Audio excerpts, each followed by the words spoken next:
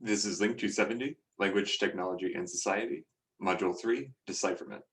In this lesson, we'll be talking about writing systems which have not been deciphered and may be undecipherable. So one example of a script which hasn't been deciphered, which we talk about in our textbook, is the linear A script. So as the name kind of suggests, this is a script that is very similar to linear B. It looks very visually similar, and it is found in roughly the same places as the tablets which contain linear B did. From what we know about this writing system, we think that it represented a language that is not Proto-Greek, as was concluded by the analysis of linear B. And also there's just not enough archaeological evidence available really to make a good analysis of the linear A writing system. And so mainly because of these facts that it represents a language which we don't really have a lot of information about, so we can't really make a lot of educated guesses as to what these words might represent. And also because of the fact that there aren't very many artifacts which we can use as a data source, linear A has not been really deciphered. We haven't really had a confirmation of this. Another interesting example of a script that might not be able to be deciphered is a script on what's called the Phaistos disk.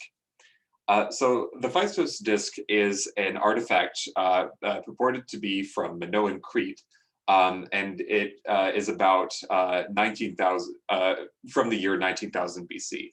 And if it is the case that this artifact is this old, it would be one of the oldest examples of writing found in Greece and in Europe in general. However, there's a lot of people who have suspected that the Phaistos disk is a hoax. But the Heraclean Archaeological Museum, where the Phaistos disk is kept, will not allow experiments to determine the date of this Phaistos disk. So we can't really determine if this artifact is a hoax or not in this way. The important thing to note is that the authenticity of this artifact is not really clear. There's a lot of incentive as to why people would want to make this kind of hoax, because if it would be a very it would have a lot of fame for being a very old artifact.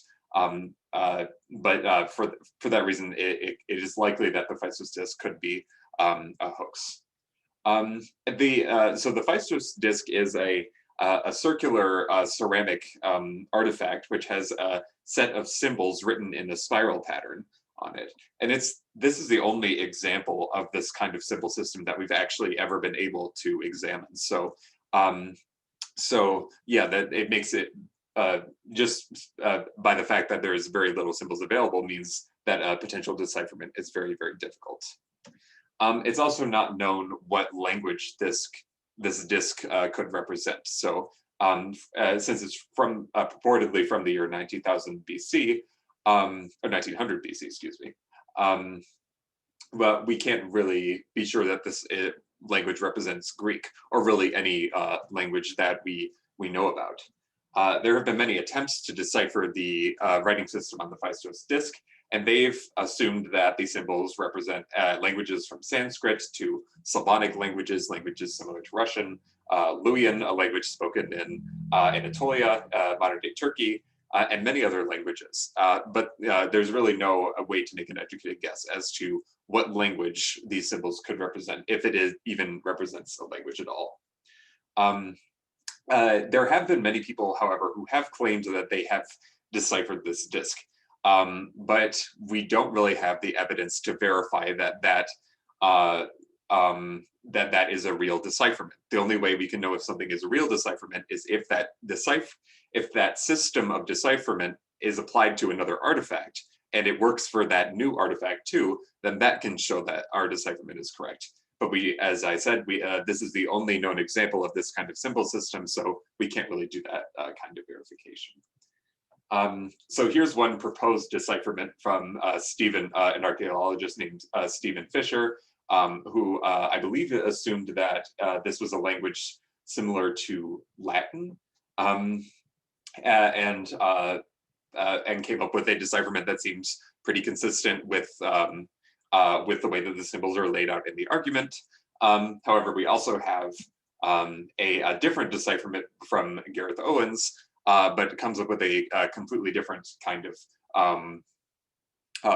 language pattern for these, or yeah, completely different correspondence between the symbols and the sounds. So since there's so different in terms of these kinds of sound representations, that's kind of a sign that these decipherments are very likely not very correct. Compare this to the decipherment for Babylonian, where different archaeologists all came up with very similar meanings for the same passage, but in this case, we're just not seeing that. So what the Phaistos disk really exemplifies is that, for one thing, we need a large amount of symbols available in order to do a decipherment. We need a lot of data available.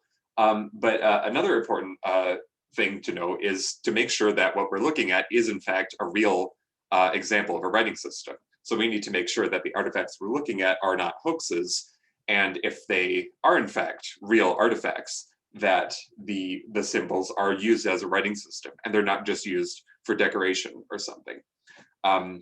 So yeah, it's very important to make sure that we know that an artifact is real before we do a decipherment.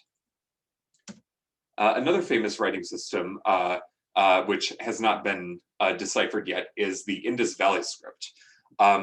So this was a kind of symbol system which can be found on many artifacts in the Indus River Valley, which was an ancient society which lived in the area of modern-day India and Pakistan. However, it has not been deciphered at this point. And like the Phaistos disk, many people have claimed to have come up with a decipherment for the Indus Valley script. In particular, our textbook talks about the archaeologist Askol Parpola, who found some kind of regularities in the symbols and claimed to use that as a basis of a partial decipherment. A big issue with making this a decipherment for the Indus Valley script is that it's not known what language this script represented. Some people assume that this script represented a language similar to Sanskrit, and therefore would be similar to the languages spoken in the north of India today.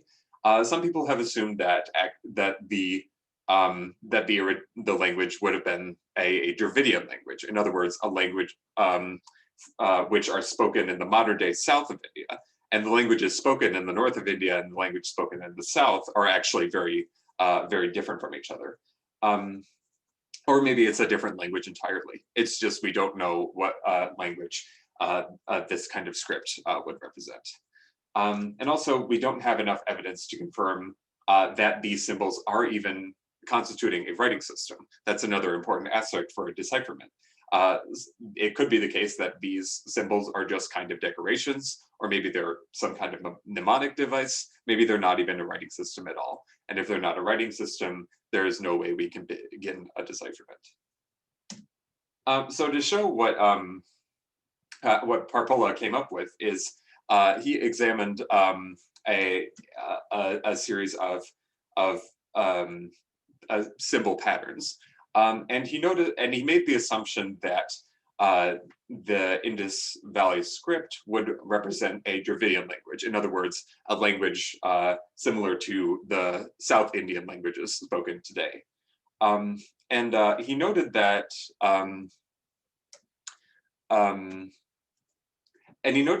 there are a lot of similarities with this fish symbol combined with some other symbols. If you replace those symbols with their names in a Dravidian language, we can see that their meanings kind of correspond to different celestial bodies. So that's kind of what's represented in the table here. And this looks like it might be a kind of a valid observation. It seems like there's a lot of regularities in these kinds of symbol patterns. But the thing is, we have to be careful with an analysis like this, because it could be possible that this kind of pattern could happen just by chance, especially for just a set of 6 symbols. And it might not be the case that that kind of analysis could spread to other symbols, or could be extended to other symbols. And that's exactly what did not happen for the Indus Valley script. Even though Oscar Parpola has found patterns like this, the progress has not been made in the decipherment of the Indus Valley script. And remember from our cryptography, or sorry, our cryptogram example, once a decipherment starts to take place, the speed tends to accelerate once the different elements kind of fall into place. But this isn't happening for the Indus Valley script, and that kind of suggests that these initial assumptions aren't the correct ones. And it might be the case that there are no assumptions to make because this symbol system might not even be a writing system at all. So that's something we have to keep in mind. So what the Indus Valley script really demonstrates is that it is possible to find a lot of regularities in the symbol system. And so there are a lot of observations we can make that can be consistent with a small amount of artifacts that we're looking at. But the really important thing is to be able to verify our observations by looking at data that we haven't seen before and see if our observations still make sense in that new context. So we call that independent verification, and that's very important for determining if a decipherment has succeeded. So in the next couple of lessons, we'll be talking about what it is that makes a good decipherment, and what and from that can explain why these writing systems have not been properly deciphered.